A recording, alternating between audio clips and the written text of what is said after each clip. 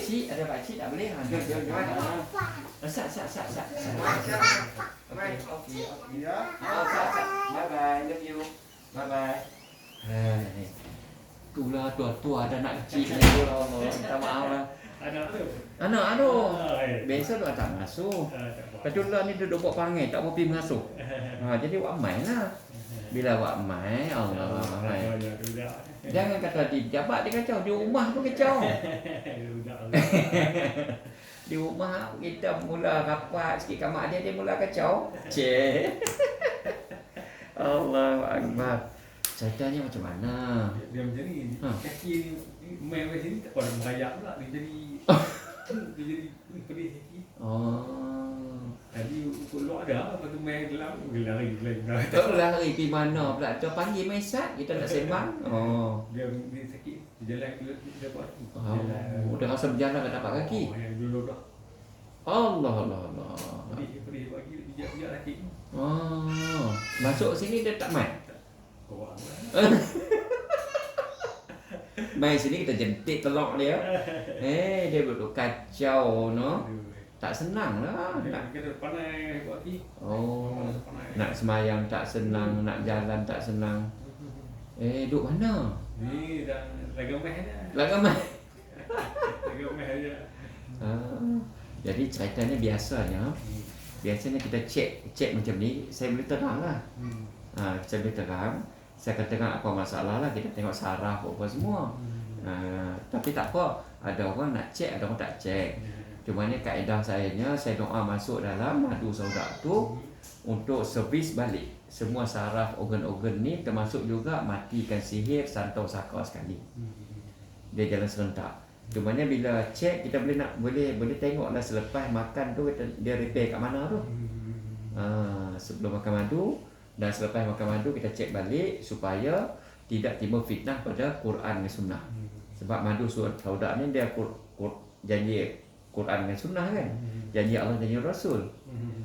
Kalau cek kita boleh tahu lah. Macam tu. Tu dia. Tengah cek kan dia. Tu terpulang. Bila kita cek tu selepas 21 hari makan, kita cek balik, kita boleh tahu lah.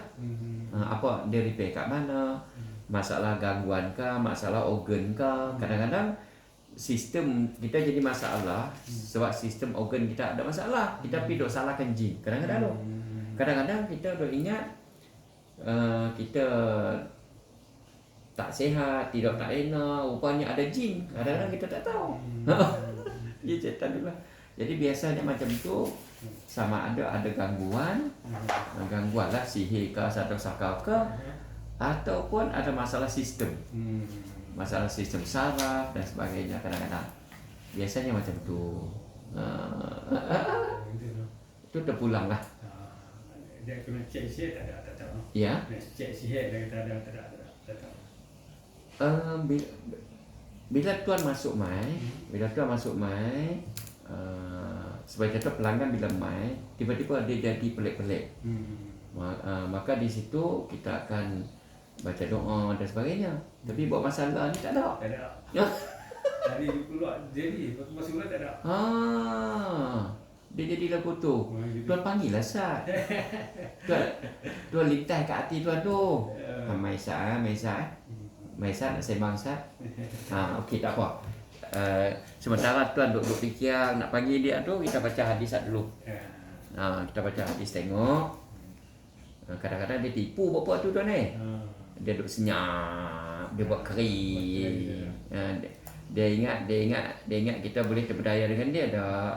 Kita orang ada iman, ada kalimah la ilaha illallah Muhammadur Rasulullah dalam badan kita. Kita takkan ikutnya pokok jin setan ni. Kau macam mana tuan?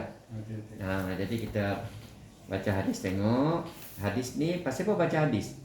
Sebab ulama-ulama yang tawaduk kata apabila dalam rumah kita, dalam jabat kita, dalam kedai kita dibacakan Al-Quran, dibacakan hadis, maka setan-setan akan lari.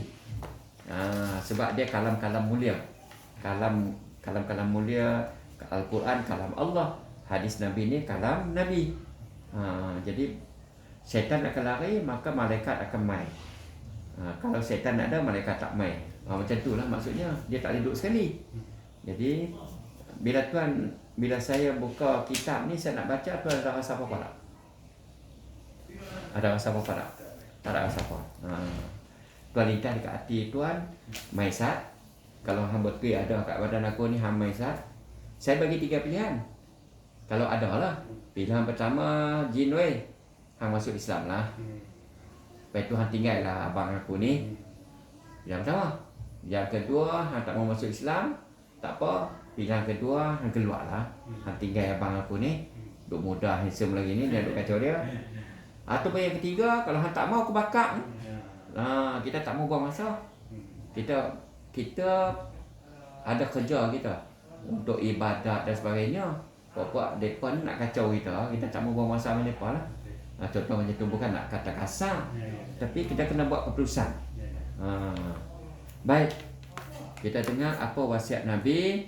Sayyidina Abu Hurairah radhiyallahu anhu meriwayatkan bahawa sesungguhnya Rasulullah sallallahu alaihi wasallam bersabda, apabila azan dilaungkan, syaitan akan berpaling ke belakang, yakni melarikan diri sambil terkentut-kentut sehingga dia tidak mendengar suara azan tersebut. Apabila selesai azan, dia akan datang semula sehingga apabila iqamat dilaungkan, dia akan lari semula. Apabila iqamat selesai, dia akan datang kembali, memasukkan was-was ke dalam hati orang yang bersolat. Dia berkata, ingatlah perkara itu, ingatlah perkara ini. Syaitan memperingatkan perkara-perkara yang seseorang itu tidak ingat sebelum solat, sehinggalah orang yang bersolat itu lupa akan bilangan rakaat yang dia telah lakukan. Hadis riwayat Muslim. Ada rasa tak? Damai dah. Biar damai.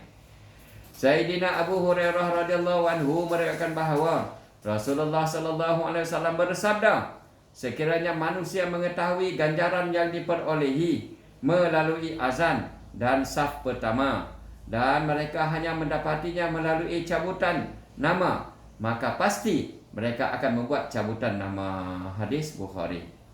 Sekiranya manusia mengetahui ganjaran yang diperolehi melalui azan dan saf pertama, dan mereka hanya mendapatinya melalui cabutan nama, maka pasti mereka akan membuat cabutan nama. Hadis Bukhari.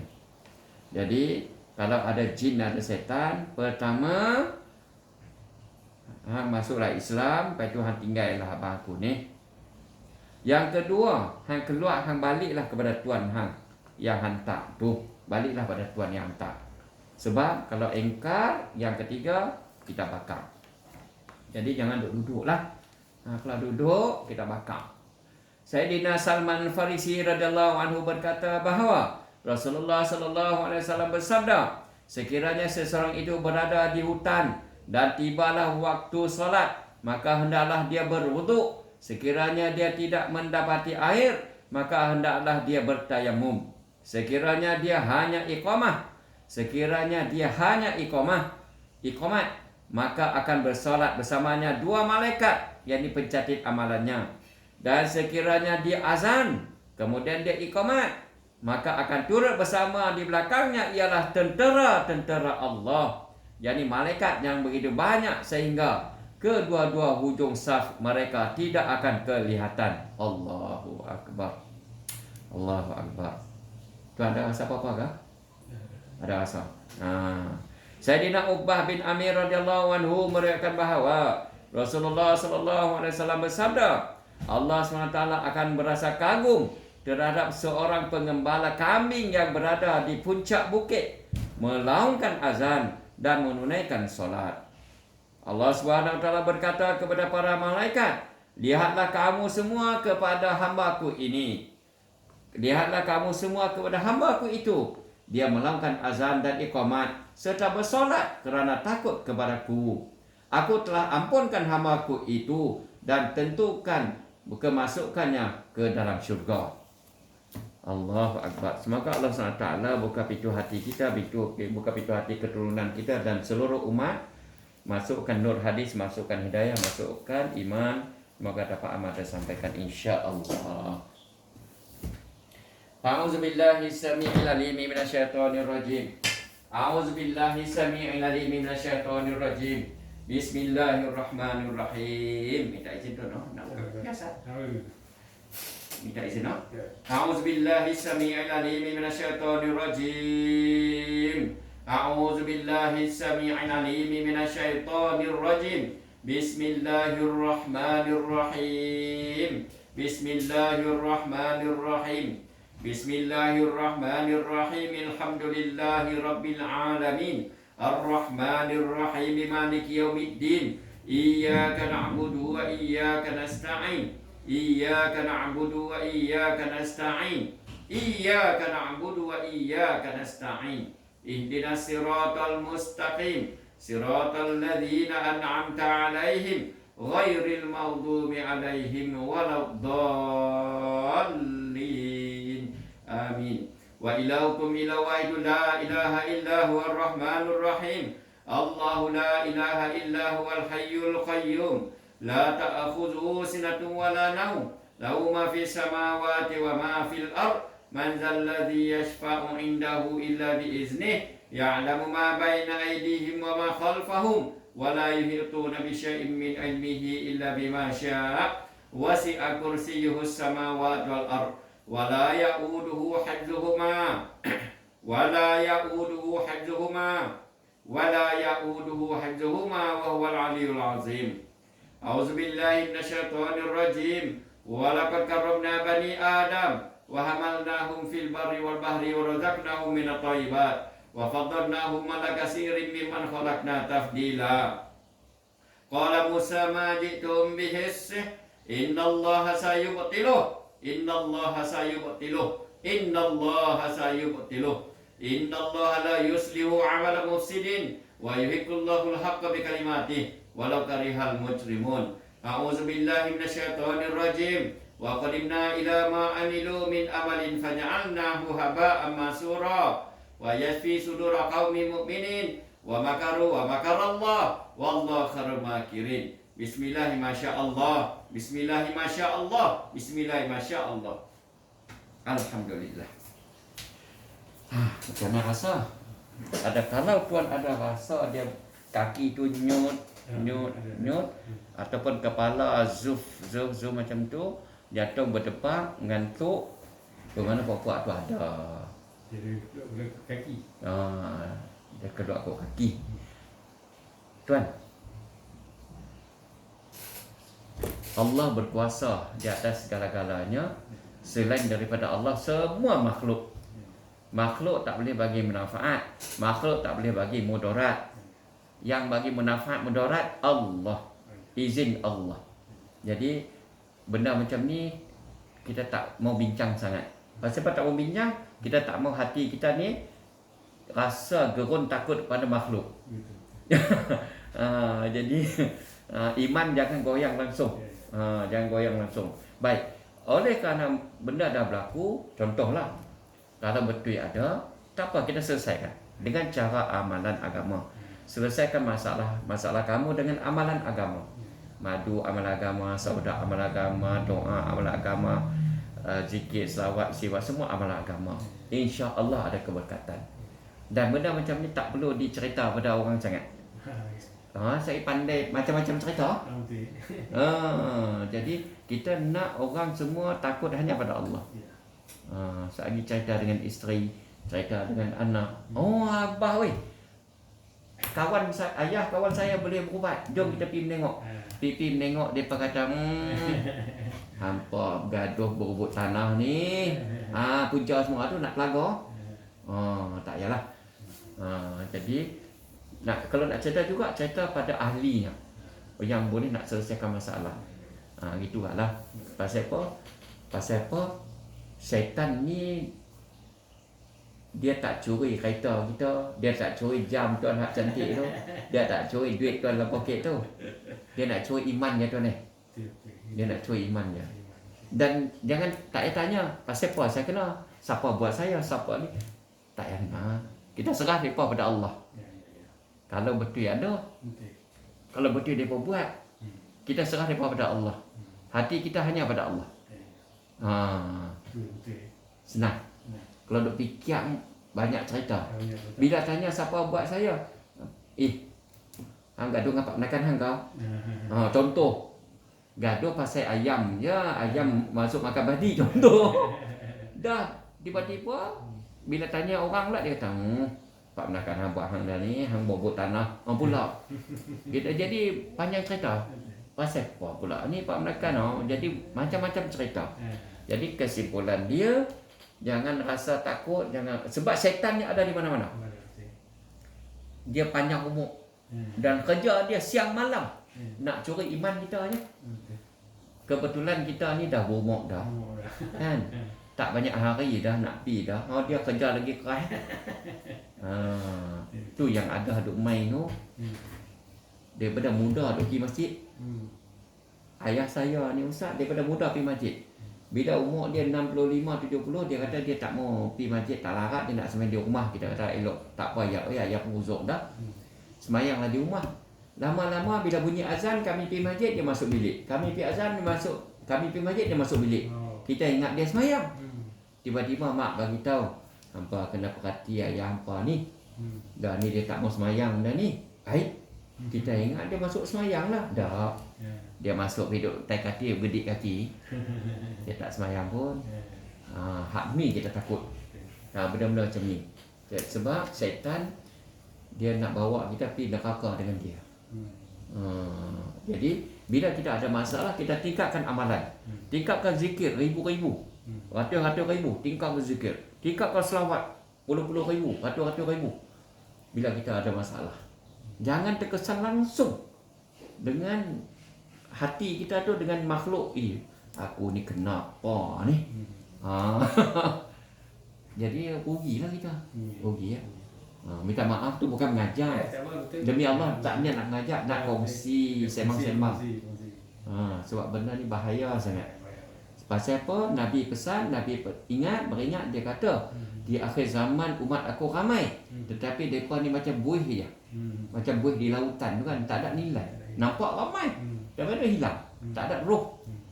Pasal apa tak ada roh? Sebab apa? Dulu duk pergi masjid, dah tak pakat nak pergi masjid dah.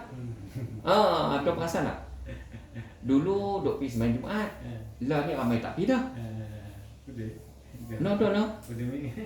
Malam tadi saya ada urusan dengan rumah saya nak beli barang. Singgah dekat satu masjid. Kita tua-tua kita pun ada anak kecil. Elok yang hak perempuan tu mak pergi dengan mak dia lah. Dia tak boleh duduk sekali, takut dia berlari. Hak laki saya bawa lah. Sampai kat pintu masjid. Pintu pun tak buka kan. Dekat cermin tu yang kata. Tak boleh tak boleh masuk. Kita pun buka lah. Pasal apa tuan? Budak-budak tak boleh masuk. Oh ya ke? Maka tak apalah tuan, tak apa, saya hormat. Tak apa. Tak apa. JK masjid duduk kat pintu. Tak apa. Lepas tu saya pun semayang lah dekat beranda masjid lah. Lepas semayang, nak jadi cerita, kemarin dulu isteri saya pergi kursus dekat Langkawi. Pergi kursus dekat Langkawi seminggu. Pergi kursus. Waktu balik tu waktu pergi tu saya tak perasan lagi. Sebab kita pergi hantar tinggal. Waktu balik kita tunggulah. Tu dia kereta parking tak ada. Sampai keluar ni. Bila ferry sampai berderu keluar. Saya tanya rumah saya. Katanya tak boleh duduk apa-apa, tapi hampa ni macam mana ni dalam ferry ni? Dia kata ni sama ya ni. Berebut nak keluar. Uish, macam mana? Pasal apa terfikirlah bila saya nak masuk masjid tak boleh. Tak boleh. Pasal apa dekat ferry boleh? Dekat kapal terbang boleh. Kan? Dekat kapal terbang dia tak pangkah pun 3 kursi. Tak ada. Pangkah lagi. Tak balik modal pangkah. Jadi kita hormat semua. Cumanya saya teringat satu hadis ataupun astagfirullahaladzim, saya tak ingat dah hadis ke ataupun kata-kata hukama ke, kata orang alim ke. Apabila masjid tidak ada riuh rendah suara kanak-kanak, maka kamu yakinlah Islam sedang jatuh di situ. Islam sedang menuju kepada kejatuhan. Apabila masjid tidak ada suara kanak-kanak. Macam mana tuan? Jadi acara perkara ni Setan duk tengok je. Setan duk tengok je. Nabi pesan, apabila kamu solat, maka rapat-rapatkan bahu kamu dan luruskan saf kamu. Sebab sahabat tanya, sebab apa? Sebab kalau saf kamu bengkang-bengkok, apabila saf kamu bengkang-bengkok, maka hati kamu akan berpecah. Tu, hati kamu akan berpecah. Apabila kamu tidak rapat, maka syaitan akan mencelah di celah-celah kamu. Hebat Nabi, dia pesan dah. Tapi tak apa, lah ni kita hormat semua, kita ikut semua. Cumanya risaulah, kita takut benda tu lah. Kita takut benda-benda macam tu lah. Kita takut ini ada tipu daya syaitan. Contohlah tuan. Jadi kita mengharapkan semua sekali orang umat ni masuk syurga dan jauh daripada neraka. Itu je apa yang kita bincang ni, bukan apa. Bukan apa. Kita risau itu je. Kita risau tipu daya syaitan sehingga kan kita ni tak pergi ke syurga, dia pergi ikut neraka, kacau kita. Ikut dia kacau. Itu duk risau tu. Jadi apapun kalau tuan perlu, tuan bincang kat depan, cuba amal tengok harap-harap masalah tuan akan selesai. Boleh tuan? Dan kalau saya ada salah silap, saya minta maaf banyak-banyak. Macam mana?